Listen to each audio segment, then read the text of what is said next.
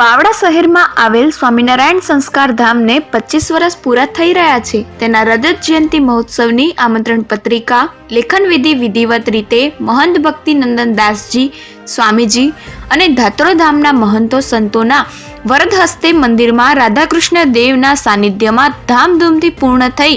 ત્યારબાદ વાજતે ગાજતે વિજય ધ્વજને મહોત્સવના સ્થાન ઉપર લઈ જવામાં આવ્યો.